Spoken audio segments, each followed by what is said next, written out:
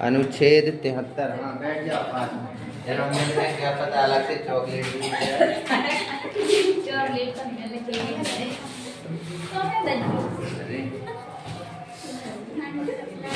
अनुच्छेद 72 तक हम पढ़ चुके थे कि राष्ट्रपति को कौन कौन सी शक्तियां प्राप्त हैं, जिसमें क्षमादान यानी कोई भी सजा हो, चाहे उसने 302 किया हो, 307 किया हो, 376 किया हो, कुछ भी, सभी के लिए राष्ट्रपति माफ कर सकते हैं। दूसरी आई थी निलंबन की, सजा में कटौती कर सकते हैं। इस प्रकार 2 दिन सजाएं और आई। आज बात करना है संविधान की अनुच्छेद 73 से संबंधित। देखिए अनुच्छेद 73 में लिखना है संघ की कार्यपालिका शक्ति का विस्तार। संघ की कार्यपालिका शक्ति का विस्तार। संघ की कार्यपालिका शक्ति का विस्तार। इसके बाद लिखना है अनुच्छेद 74 राष्ट्रपति को सलाह देने के लिए मंत्री परिषद होगी। अनुच्छेद 74 राष्ट्रपति को सलाह देने के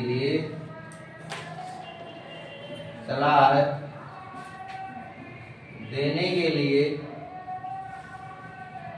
एक मंत्री परिषद। राष्ट्रपति को यदि कोई सलाह चाहिए तो कौन देगा? मंत्री परिषद। आर्टिकल 75। अनुच्छेद 75 में लिखना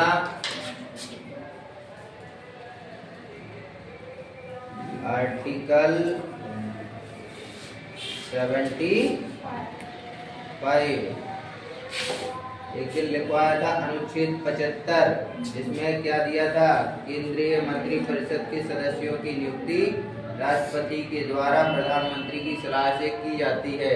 तो लिखिए अनुच्छेद 75 में मंत्री परिषद के सदस्यों की नियुक्ति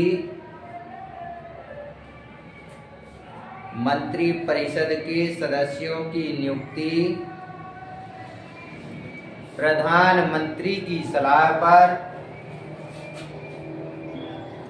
मंत्री परिषद के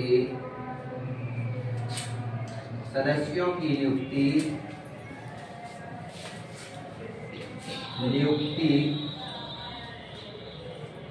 प्रधानमंत्री की सलाह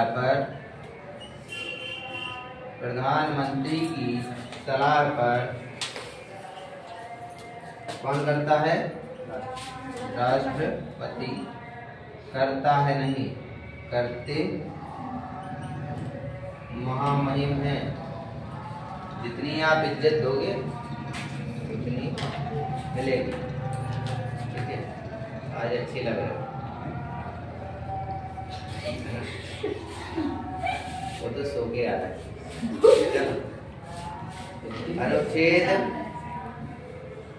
अनुच्छेद 76 ना लो, 77 लिखो। 76 लिखना है तो 76। हाँ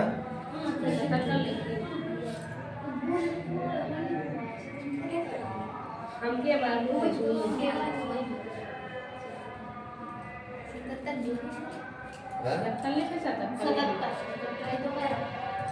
देखो जहाँ से पेपर में आना है बोलो। अनुच्छेद 77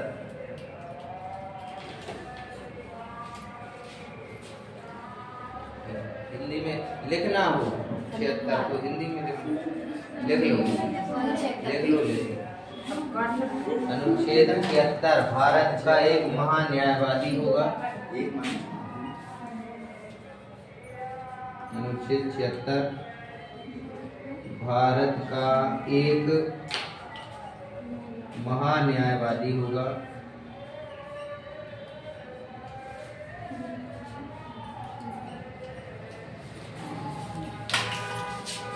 महान्यायवादी भारत सरकार का सबसे बड़ा वकील कहलाता है। ठीक है, ये केंद्र सरकार की ओर से एक वकील होता है जिसे संसद के दोनों सदनों में, लोकसभा और राज्यसभा में बैठने की शक्ति होती है। जब ये लोकसभा में और राज्यसभा में बैठ सकता है तो किसी भी राज्य की विधानसभा में भी आकर ये बैठ सकता है। तो भारत का एक महान्यायवादी होगा। लिख लिया। अनुच्छेद 77, अनुच्छेद 77 में लिखना, समस्त कार्य राष्ट्रपति के नाम से किए जाते हैं। समस्त कार्य किसके नाम पे किए जाते हैं?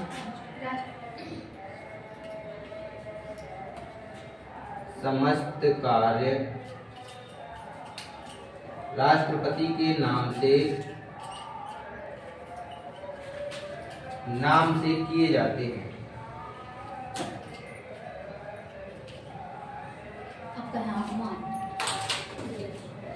समस्त कार्य राष्ट्रपति के नाम से किए जाते हैं। हो गया। अनुच्छेद 78, आर्टिकल 78, राष्ट्रपति को जानकारी देने के लिए, राष्ट्रपति को जानकारी देने के लिए प्रधानमंत्री के कर्तव्य, राष्ट्रपति को जानकारी देने के लिए प्रधानमंत्री के कर्तव्य।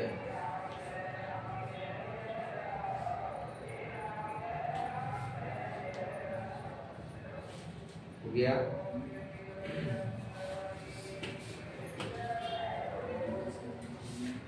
राष्ट्रपति को जानकारी देने के लिए प्रधानमंत्री के कर्तव्य।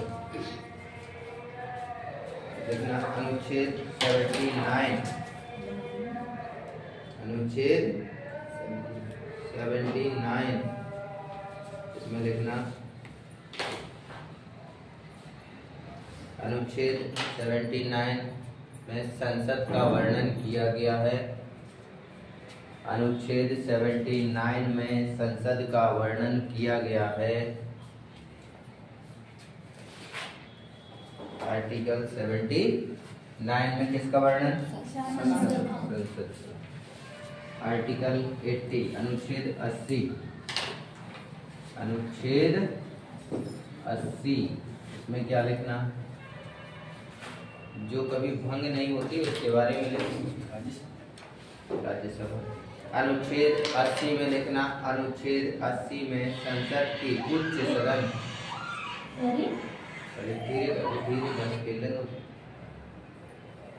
अनुच्छेद 80 में संसद की उच्च सदन राज्यसभा की संरचना का वर्णन है। अनुच्छेद 80 में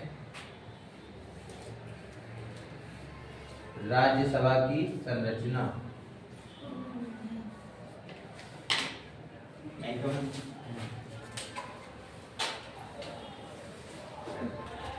राज्यसभा की संरचना का वर्णन है।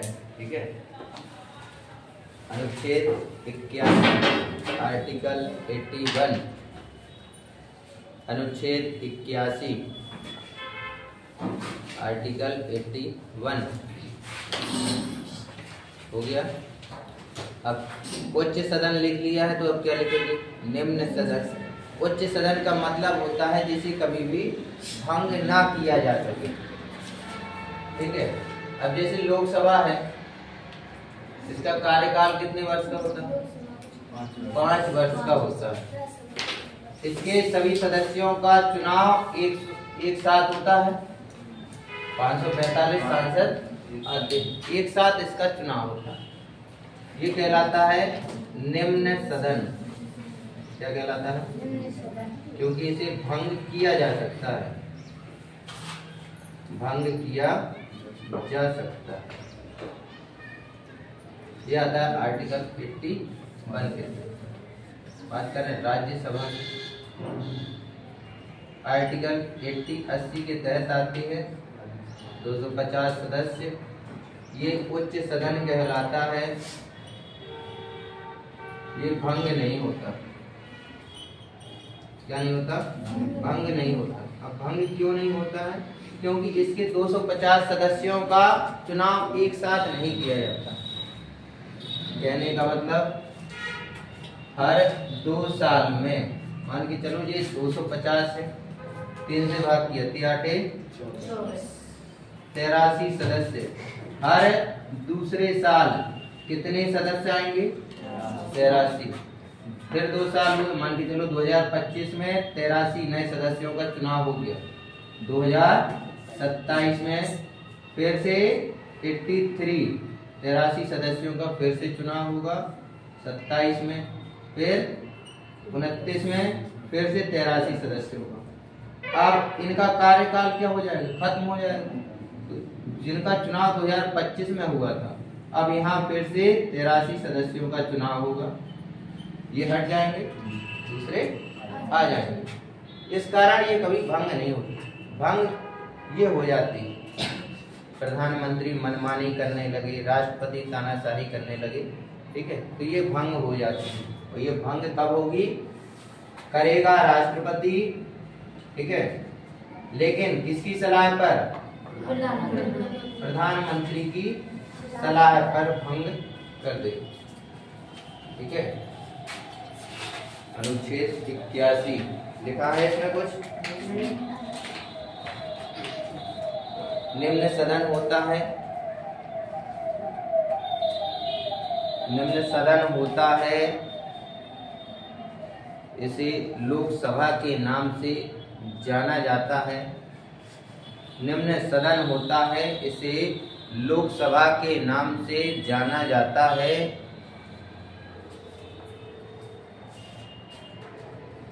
निम्न सदन कहने का अर्थ, इसी में लिखना, निम्न सदन कहने का अर्थ, निम्न सदन कहने का अर्थ, क्योंकि इसे समय के पहले भी भंग किया जा सकता है, क्योंकि इसे समय से पहले भी भंग किया जा सकता है, ठीक है। एक बात याद रखना, लोकसभा के जो सांसद बनते हैं वो 5 साल के लिए बनते हैं, और राज्यसभा के सदस्य 6 साल के लिए बनते हैं। तभी तो हर दूसरे साल में 1/3 हट जाए, ठीक है। अनुच्छेद 85 आर्टिकल 85, आर्टिकल 85, इसमें लिखना, संसद का सत्र, संसद का सत्र, कौमा, सत्रावसान एवं विघटन। संसद का सत्र, सत्रावसान एवं विघटन। एवं क्या है? विघटन। विघटन का मतलब टूट जाना।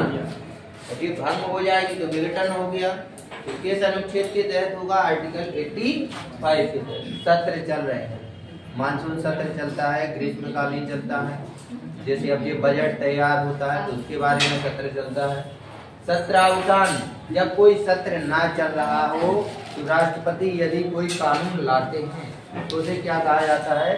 अध्यादेश कहा जाता है। जब राष्ट्रपति पढ़ाया था तब लिखवाया था, जब सत्र ना चल रहा हो, राष्ट्रपति को लगे कि कोई कानून लाया जाना जरूरी है, तो उनके द्वारा जो भी कानून लाया जाएगा उसे अध्यादेश कहा जाता है। पहले इसकी तिथि 6 माह तक की होती है।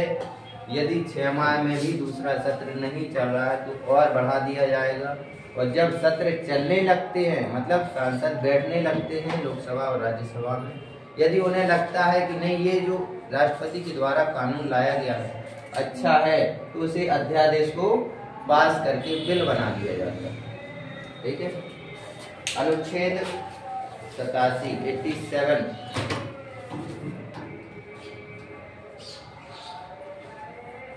आर्टिकल 87, इसमें लिखना, राष्ट्रपति का विशेष अभिभाषण, राष्ट्रपति का विशेष अभिभाषण। अनुच्छेद 87 में क्या है? राष्ट्रपति का विशेष अभिभाषण होता है।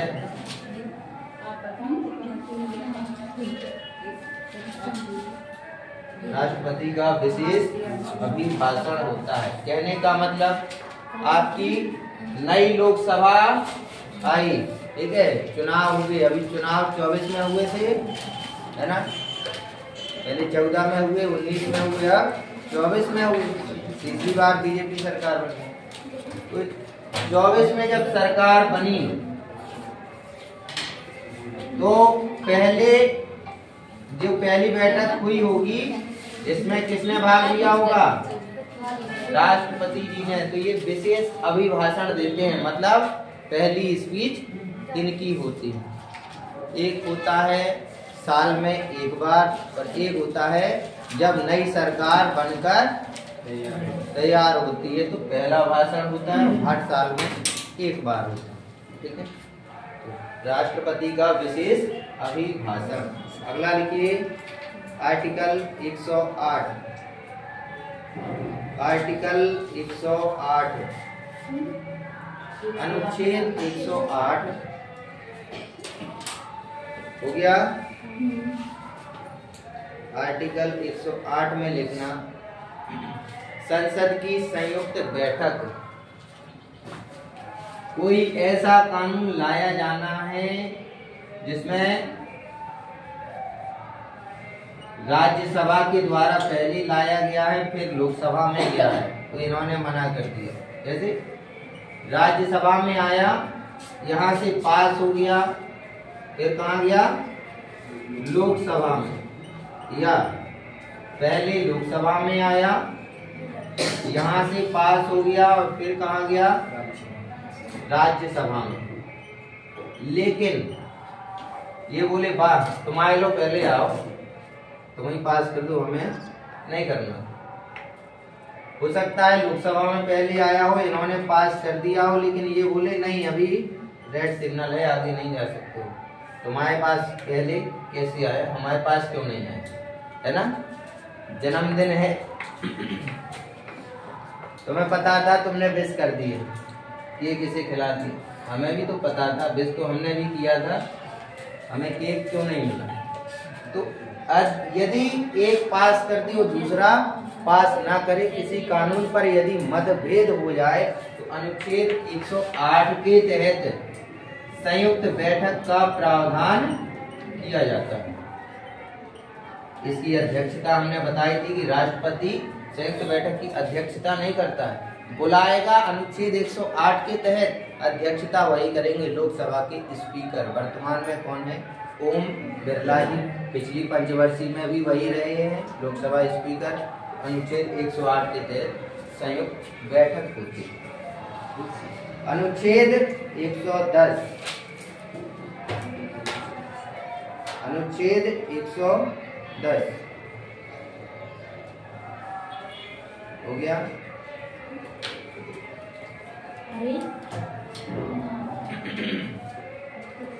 किसी वित्तीय विधेयक को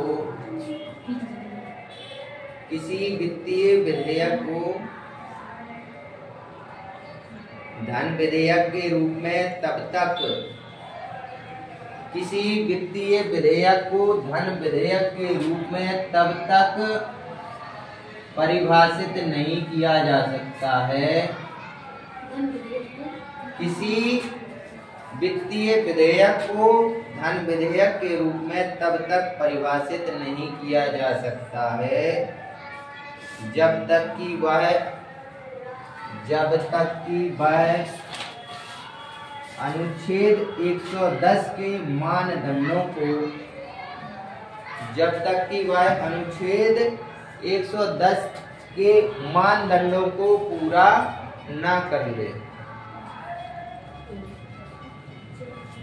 कहने का मतलब क्या है? यदि कोई बिल वित्त से संबंधित है तो वो किस अनुच्छेद के अंतर्गत आएगा? 110। तो पेपर में यही पूछा जाता है कि वित्त विधेयक किस अनुच्छेद के अंतर्गत आता है? अनुच्छेद 110। और कोई भी विधेयक होगा वो 108(9) के अंतर्गत आ जाएगा, लेकिन यदि उसमें बात पैसे की होगी कि यहाँ पर इतना खर्च होना है तो वो अनुच्छेद 110 के तहत चला जाएगा। ठीक है। अनुच्छेद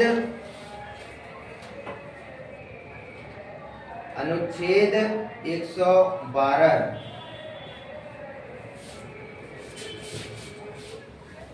अनुच्छेद 112 में लिखना वार्षिक वित्तीय विवरण से संबंधित है। वार्षिक वित्तीय विवरण से संबंधित है। वार्षिक वित्तीय विवरण से संबंधित है, जिसे बजट भी कहा जाता है। तो अपना बजट हर साल पेश होता है। कौन करता है? वित्त मंत्री श्रीमती की सुश्री निर्मला सीतारमण। सुश्री और श्रीमती में अंतर पता है किसी को? हाँ, क्या होता है? खड़े होके बताओ। जो कुमारी हो। अरे वो तो हमें पता है। सुश्री तो उनके लिए लगाया जाता है ना। देखो इनका विवाह सुश्री अलग अलग लिखा जाता है। सुकुमारी श्री सुकुमारी अभी सुकुमार है, शादी नहीं हुई है, गोबर नहीं डाला है। ठीक है। एक होती है श्रीमती, एक कौन होती है?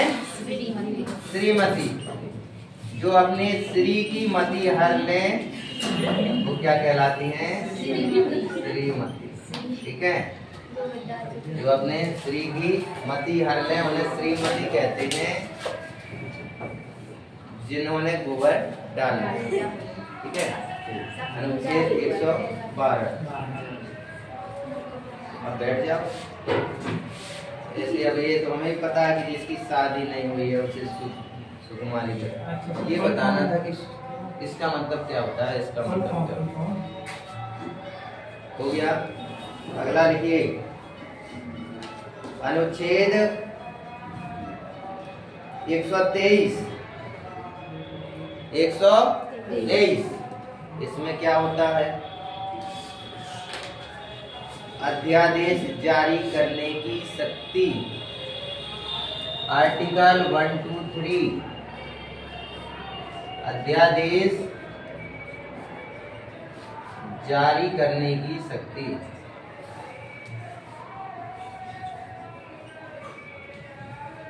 अध्यादेश जारी करने की शक्ति होती है किसके पास? कौन अध्यादेश जारी करता है?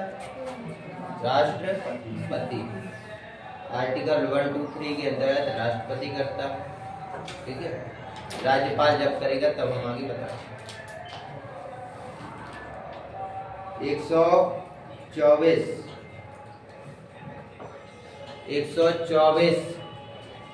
124 में क्या है? Supreme court. 124 सुप्रीम कोर्ट है। अगला 124 लिख ही लिया है। इसके बारे में जानकारी लेनी है कि पेपर के हिसाब से देखना है। पेपर के हिसाब से देखना है। 124 लिख लिया, फिर 214 लिख लो। हाई कोर्ट का गठन।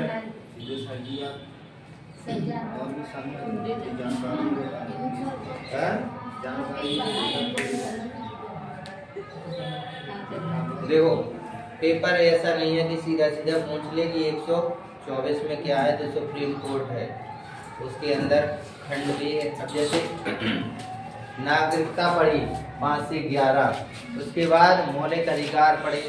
अब मौलिक अधिकार में हो सकता है अनुच्छेद 19 के खंड पूछ ले तो 6 खंड है उसमें।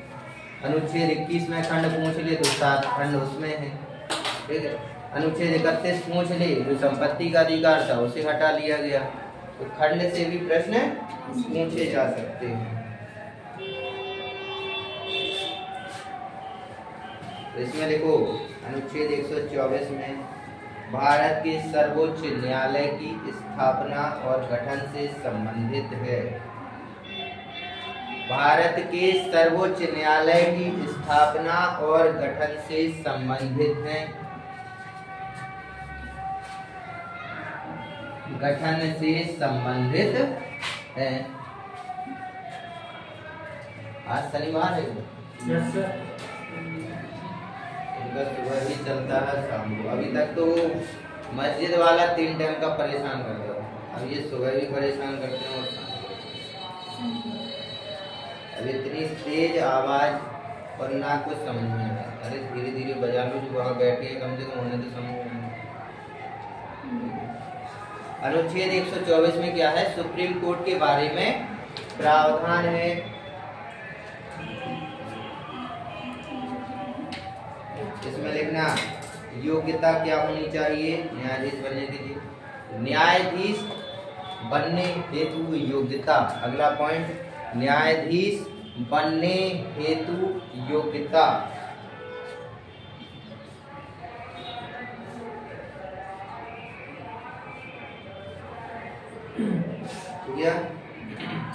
इसमें लिखना न्यायाधीश बनने के लिए भारत का नागरिक होना चाहिए। अब ऐसा नहीं है वो आया अमेरिका से, वो बन जाए भारत का न्यायाधीश। Supreme court article 1, 2, 3, 1, 2, 4। अब इसमें क्या है? न्यायाधीश बनने के लिए योग्यता क्या होनी चाहिए, इसके बारे में कि भारत का नागरिक हो। दूसरी बात, किसी उच्च न्यायालय में कम से कम 5 साल तक न्यायाधीश रहा हो। किसी उच्च न्यायालय में मतलब भारत में 25 हाई कोर्ट हैं, जिसमें से किसी एक में या फिर टोटल उसकी गिनती की जाए कि वो 5 साल उसने पूरे कर लिए। किसी उच्च न्यायालय में 5 साल तक न्यायाधीश रहा हो।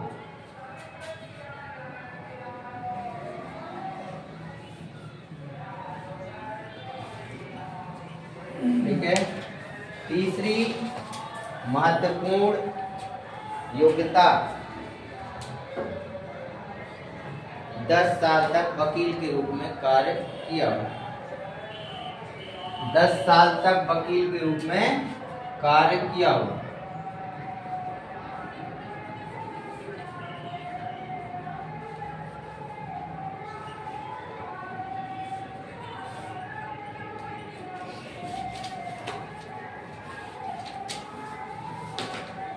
दस साल तक वकील के रूप में कार्य किया। सेवानिवृत्ति मतलब रिटायरमेंट, हिंदी में लिख लो सेवानिवृत्ति या रिटायरमेंट जो लिखना। अगला पॉइंट है रिटायरमेंट। इनका रिटायरमेंट कब हो जाता है? रिटायरमेंट या सेवानिवृत्ति 65 वर्ष की आयु। 65 वर्ष की आयु। जैसे अभी तक क्या था अपने यहाँ 60 साल की उम्र में रिटायरमेंट हो जाता था, फिर 1 साल बढ़ा, फिर 1 साल बढ़ा, तब कितना हो गया मध्य प्रदेश शासन में? 62 साल। 65 नहीं, ये तो सुप्रीम कोर्ट के मुख्य न्यायाधीश के लिए है 65 साल। ठीक है। सेवानिवृत्ति और बनाया कब जाता है? जब अच्छा कोई न्यायाधीश होता है, उसने बढ़िया काम किया है जीवन में, तो 4 महीने 6 महीने के लिए उसे बना दिया जाता है। ठीक है। ज्यादा समय के लिए भी नहीं बनाया जाता कि 5-5, 10-10 साल के लिए बना दिया जाता है। ठीक है। अभी 4 नवंबर तक BR गवई साहब थे, लिख लेना, पेपर में पूछा जा सकता है। भारत के 52 नंबर के मुख्य न्यायाधीश कौन थे? भूषण रामकृष्ण गवई। वंदे भूषण रामकृष्ण गवई।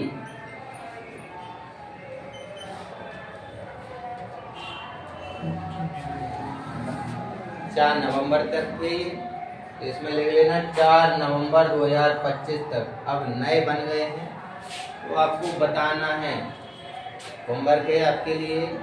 नया 53वां मुख्य न्यायाधीश किसे बनाया गया है, इनकी डेट बता देते हैं कि 2025 के नवंबर 4 से 2027 तक के लिए बने। इसका मतलब 2 साल तक के लिए बने रहे। अब बार बार आप 1-2 साल में जितने पेपर देंगे उसमें आपको बार बार न्यायाधीश रखने की जरूरत नहीं पड़ेगी, क्योंकि 2 साल तक तो अब 53 वाले बने रहे। ठीक है, 53वां लिख के लाना है। होमवर्क दिखा, होमवर्क बस नहीं दिखता है बच्चों को कि होमवर्क दिया।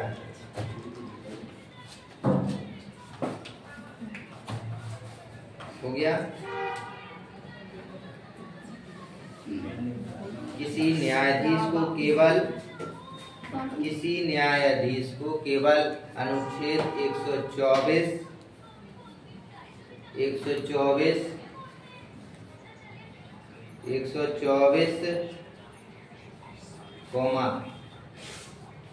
कॉमा या ब्रैकेट लगाओ, 124 की खंड 4 से 124 खंड 4 से 124 खंड 4 से संबंधित प्रक्रियाओं के माध्यम से ही पद से हटाया जा सकता है।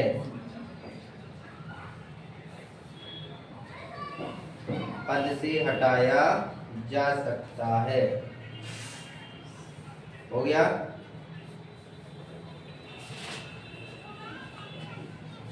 अनुच्छेद 126 124 लिख लिया कि गठन होता है सुप्रीम कोर्ट का।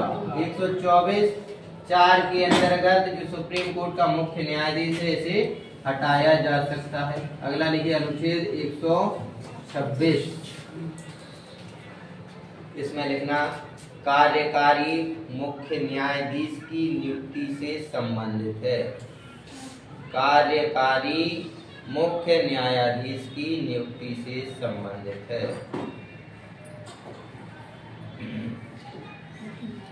कार्यकारी का मतलब क्या होता है? कार्यकारी का मतलब क्या होता है? जब मुख्य न्यायाधीश उपस्थित ना हो तो उसकी जगह जो कार्य करे उसे क्या बोलते हैं? कार्यकारी। अब जैसे राष्ट्रपति का बताया था, राष्ट्रपति नहीं है तो उपराष्ट्रपति, वो भी नहीं है तो मुख्य न्यायाधीश जी को दस्त लग जाए तो जो सुप्रीम कोर्ट का अन्य वरिष्ठ और योग्य न्यायाधीश होता है वो राष्ट्रपति के पदभार को तब तक संभालेगा जब तक राष्ट्रपति विदेशी दौरे से भारत नहीं आएगा। ठीक है, मुख्य न्यायाधीश से संबंधित कार्यकारी मुख्य न्यायाधीश की नियुक्ति से संबंधित है अनुच्छेद 126।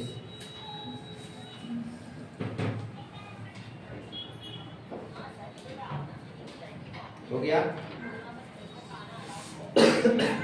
अनुच्छेद 129, सर्वोच्च न्यायालय को अभिलेख न्यायालय के रूप में स्थापित करता है। सर्वोच्च न्यायालय को अभिलेख न्यायालय के रूप में स्थापित करता है। कौन सा अनुच्छेद? 129। सर्वोच्च न्यायालय को एक अभिलेख न्यायालय के रूप में वर्णित करता है। स्थापित करता है। हाँ, स्थापित वर्णित। ठीक है। अब ये अभिलेख न्यायालय क्या होता है? अभिलेख न्यायालय का मतलब जो निर्णय सुप्रीम कोर्ट दे देगा, यदि वैसे ही केस हाई कोर्ट में, सेशन कोर्ट में, जिले में, संभाग में, तहसील स्तर पर सिविल कोर्ट में आते हैं। जैसा केस का निर्णय इन्होंने दिया है वैसे ही केस यहाँ कहीं भी आते हैं तो वैसा ही निर्णय यहाँ देना पड़ेगा। मतलब ये अगर एक किताब छाप दें कि भारत में 28 राज्य हैं तो ये भी क्या बोलेंगे 28 राज्य हैं। अब चाहे वो बढ़ जाए चाहे कम हो जाए, जब तक ये अपना निर्णय उसी केस में दोबारा नहीं बदलेंगे तब तक बाकी ये भी वैसे ही निर्णय देते रहेंगे। ये कहलाता है अभिलेख न्यायालय। अभिलेख का मतलब लिखा हुआ, जो पापा जी ने कह दिया कि आज दिन भर में इतना काम हो जाना चाहिए तो हो जाना चाहिए, नहीं तो रात में। बच्चियों के लिए तो एक आध दो थप्पड़, और बच्चों के लिए लात घूंसे तो सब जायज होते हैं। ठीक है, अभिलेख न्यायालय समझ गए क्या होता है। अगला लिखिए अनुच्छेद 131। अनुच्छेद 131 इसमें लिखिए सर्वोच्च न्यायालय के मूल क्षेत्राधिकार के बारे में बताता है। सर्वोच्च न्यायालय के मूल क्षेत्राधिकार के बारे में बताता है। सर्वोच्च न्यायालय के मूल क्षेत्राधिकार के बारे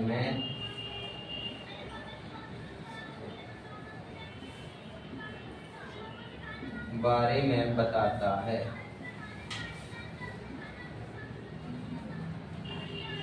हो गया, मूल क्षेत्राधिकार के बारे में बताता है।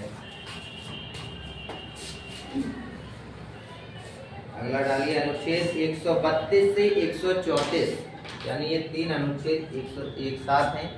अनुच्छेद 132 से 134 इसमें लिखना विभिन्न मामलों में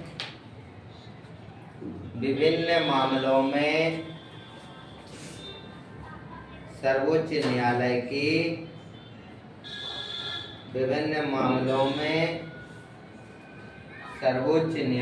की अपीलीय क्षेत्राधिकार की व्याख्या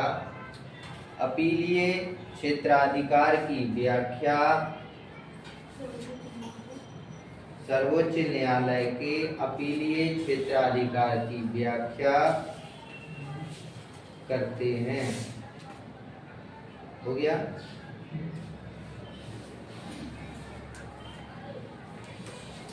लिख लिया।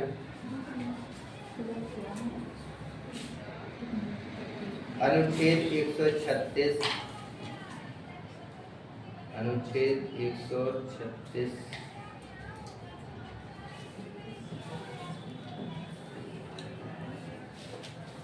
इसमें लिखना सर्वोच्च न्यायालय द्वारा विशेष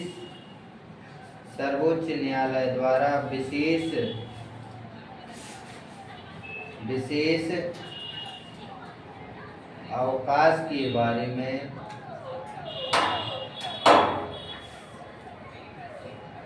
सर्वोच्च न्यायालय द्वारा विशेष अवकाश के बारे में अनुमति सर्वोच्च न्यायालय के द्वारा विशेष अवकाश की अनुमति के बारे में है। अनुमति के बारे में है। हो गया।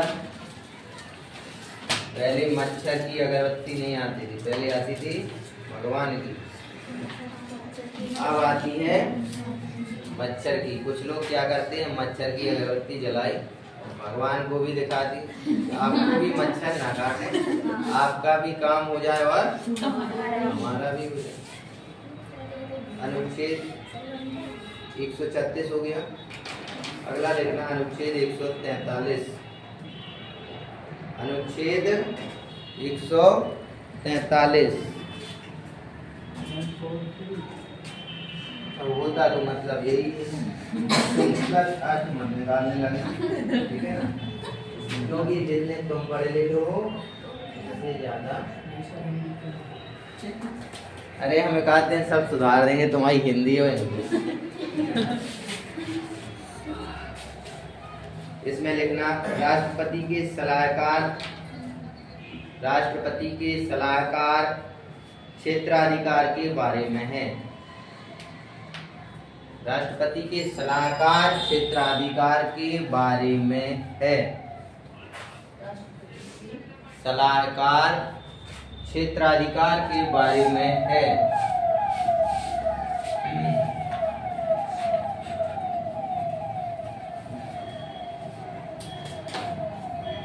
हो गया। अध्याय 11 राज्य कार्यपालिका। अभी तक 10 अध्याय हुए ना। अध्याय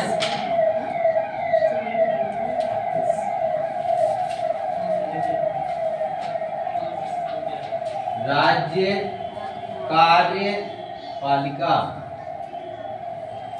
जिस दिन संसद के बारे में लिखवाया था वहां लिखवाया था अनुच्छेद 52 से 151 तक। ये थी लोक संसद के बारे में, जिसमें राष्ट्रपति, उपराष्ट्रपति, लोकसभा, राज्यसभा के बारे में था। अब लिखेंगे अनुच्छेद 152 से। अध्याय 11 राज्य कार्यपालिका।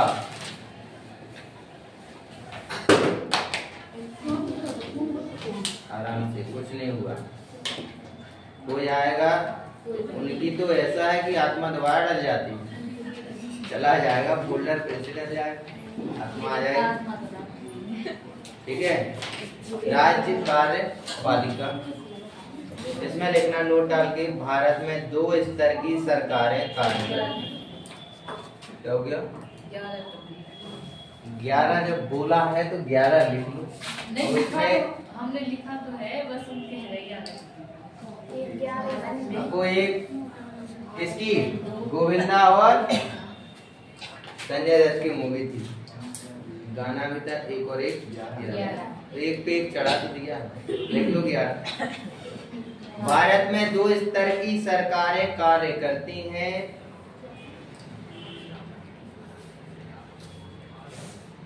भारत में 2 स्तर की सरकारें कार्य करती हैं।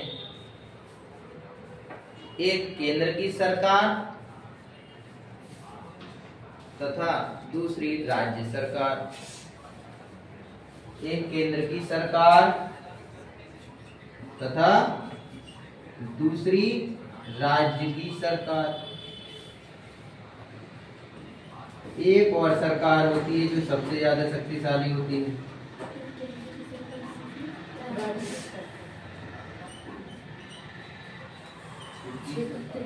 क्षेत्रीय। पार्षद बन गए, लिखवा लिया गाड़ी में, 4 व्हीलर है तो 4 व्हीलर में। पार्टी बीजेपी, बहुमत से तो बीजेपी है, तो चलता भी बीजेपी का। कहीं बैरिकेड लगे हैं, चेकिंग हो रही है, बीजेपी की है, छोड़ दो, पार्षद जी लिखा। सरपंच बन गए तो इनका चलता है। ये अपनी लाल बत्ती, पीली बत्ती इन्हें जो मिलती है वो लगाते हैं। ठीक है, इनको तो मिलती नहीं, लेकिन ये अपनी लाल पट्टी वाली नंबर प्लेट जरूर लगवा लेते हैं, जबकि ऐसा कोई नियम है नहीं। ठीक है, नियम तो ये भी नहीं है कि विधायक और सांसद अपनी गाड़ी में नंबर प्लेट की जगह नाम लिखवाएं कि ये विधायक है कि सांसद है। कारण क्या है, जो मंत्री की गाड़ी होती है वो एक सरकारी गाड़ी होती है, उसमें लिखा जाना उचित है। लेकिन जब क्षेत्रीय सरकार वाले लिखवा सकते हैं सरपंच, ग्राम प्रधान, पार्षद, अध्यक्ष, तो बड़े को लिखवाने में क्या परेशानी। ठीक है, मेनली तो 2 तरह की होती हैं, लेकिन कार्य कहाँ से किया जाता है, क्षेत्रीय। पैसा यहाँ से भी आता है यहाँ के लिए, और पैसा यहाँ से भी आता है यहाँ के लिए। ठीक है, काम यहीं से होता है। गांव में, शहर में, जैसे गांव में है तो ग्राम पंचायत लग रही है, नाली सड़क का निर्माण, गौशाला बनवाना है, पशुओं के लिए चारागाह बनवाना है। ठीक है, बाजार की व्यवस्था करना है, लाइब्रेरी बनवाना है, ये ग्राम पंचायत के प्रधान का कार्य होता है। आप जितने भी हों गांव से, प्रधान जी से बोलिए नाली बनी नहीं बनी, रोड डला नहीं डला, लाइब्रेरी खुली नहीं खुली, पंचायत भवन में बैठते हैं कि नहीं बैठते हैं। ठीक, पशुओं के लिए चारागाह बनवाया, नहीं बनवाया। बाजार की व्यवस्था करी, नहीं करी। बाजार की व्यवस्था करवाइए, वहाँ से जितना टैक्स मिलता है वो पहले शासन को दीजिए, वहाँ से फिर वो पैसा आपके काम में यूज होगा। ठीक है, तो ये करवाते नहीं हैं। अपने यहाँ 20-20 लाख सरपंची में खर्च हो जाते हैं। किसमें खर्च हो जाते हैं? आपको लाख खर्च कैसे हो जाते हैं? देसी 1 क्वार्टर और विदेशी ये होता है जो गांव में खास रिश्तेदार हैं। आपको खास रिश्तेदार चाहे साले रोड नाली में पड़े मिले, लेकिन उनका वोट चाहिए तो विदेशी उनको भी पिलानी पड़ेगी।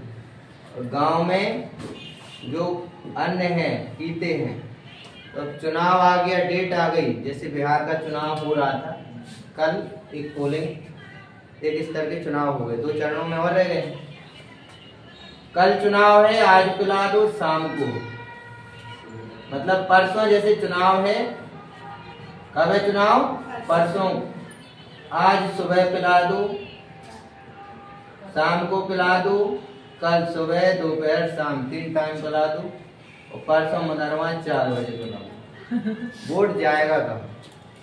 अब जिसने 20 लाख खर्च किए हैं तो एक तो पार्टी ये हो गई। अब गांव में ऐसा तो होता नहीं है कि एक ही व्यक्ति खड़ा हो, इसने भी खर्च किए होंगे, इसने भी खर्च किए होंगे। खर्च हो गया 60 लाख।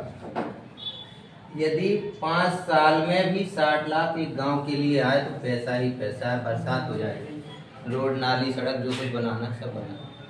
अब वो पेट बन गए सरपंच, अपना पेट भरेगा ना 20 की जगह, जब तक वो 50 का अर्गा नहीं कर लेगा, अर्गा तो मतलब कोटा पूरा नहीं कर लेगा, तब तक तुम क्या हो, देसी पिलाई थी ना, है ना, फूल गए। तो पहले 50 का कोटा पूरा करेगा, उसके बाद ऐसे ही अपने यहाँ भी चल रहा है। नगर परिषद अध्यक्ष देख लो, विधायक देख लो, सांसद देख लो। अध्यक्ष के चुनाव में 50-50 लाख खर्च हुए हैं, विधानसभा के में करोड़ों हुए हैं, और सांसदी के में करोड़ों हुए हैं। जितना पैसा खजुराहो के लिए आ रहा है सब साफ हो रहा है। ये तालाब है, अब वो लाइव जाने इसलिए ज़्यादा नहीं चर्चा करते हैं, ताकि अपना भी विरोध ना हो। वैसे हम डरते किसी से नहीं, ठीक है। विरोध की बात तो ऐसी है कि जिसे विरोध करना है तो कानूनी तरीके से करें, हम कोर्ट में लड़ रहे हैं। भाई गुंडागर्दी करनी हो तो उसके लिए भी हम कोर्ट में हाजिर आ जाओ। 300 करोड़ रुपया आया है इस तालाब के सौंदर्यीकरण के लिए। कितना? 300 करोड़ रुपया, और वो पूरा साफ हो चुका।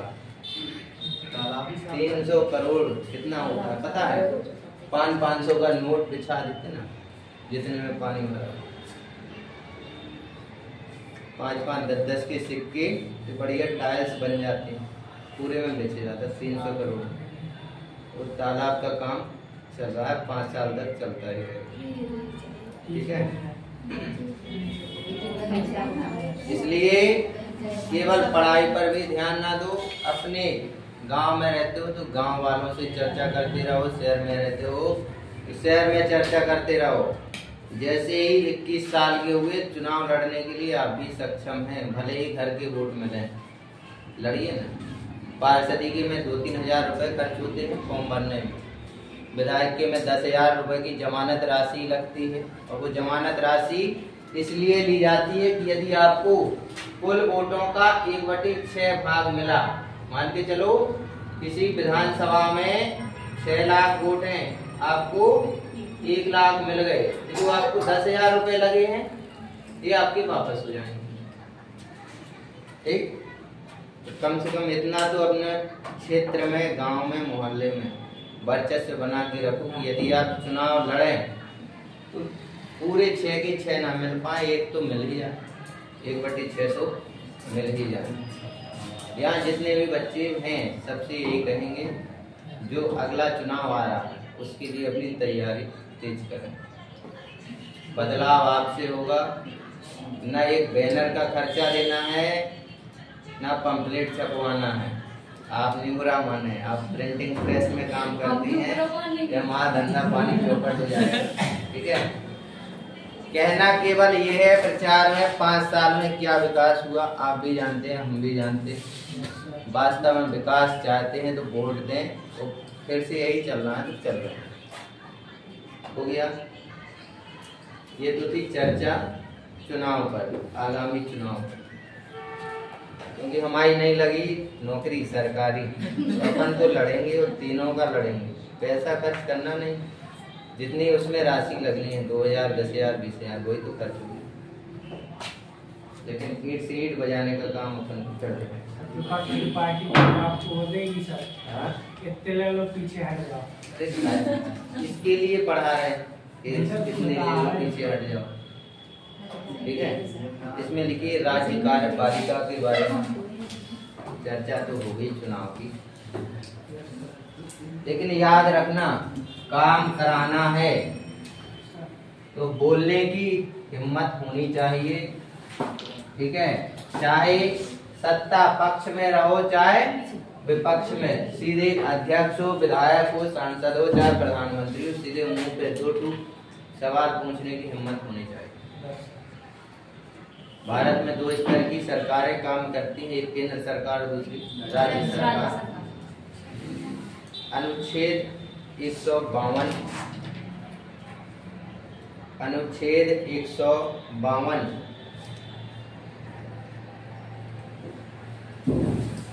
आर्टिकल 152, इसमें क्या होगा, राज्य सरकारों का प्रावधान। देखिए, राज्य सरकारों का प्रावधान।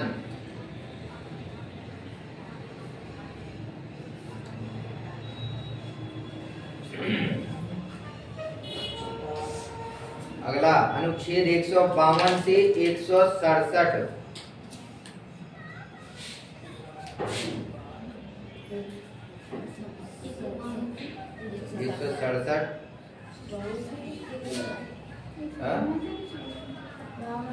अरे 52 से लिखो तो पहले, राज्य की परिभाषा 152 में होगी। अब लिखना है 152 से 167 एवं 153 से 237 तक। 152 से 167 एवं 153 से 237 तक राज्य की कार्यपालिका, मतलब राज्य में एक कार्यपालिका होगी, राज्य की कार्यपालिका कॉमा या फिर डैश लगा के लिख लेना। कार्यपालिका में कौन कौन होता है, जैसे संसद में एक राष्ट्रपति जी थे, लोकसभा थी और राज्यसभा थी। ऐसे ही कार्यपालिका में तो पहला लिखना राज्यपाल, राज्यपाल कॉमा मुख्यमंत्री, मुख्यमंत्री और मंत्री परिषद की, राज्यपाल, मुख्यमंत्री और मंत्री परिषद की भूमिकाओं और जिम्मेदारियों का वर्णन है।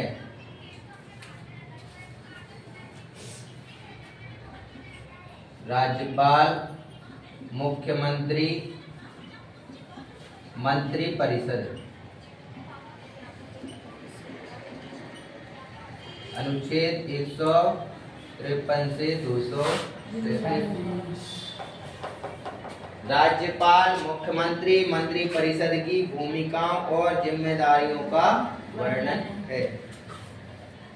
आज का लास्ट लिखिए, राज्य विधान मंडल, राज्य विधान मंडल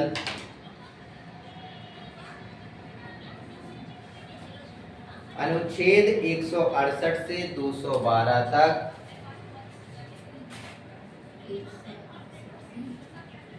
अनुच्छेद 168 से 212 तक, 168 से 212 तक राज्य विधान मंडल, राज्य विधान मंडल से संबंधित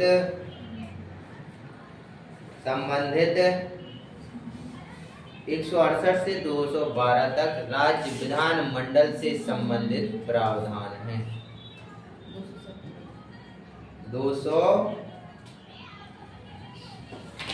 168 से 212 तक, 12 लिखा है, ठीक है, 212 तक। अब ये तो हो गए कार्यपालिका के बारे में। हेडिंग डाल लीजिए कल के लिए, राज्य की न्यायपालिका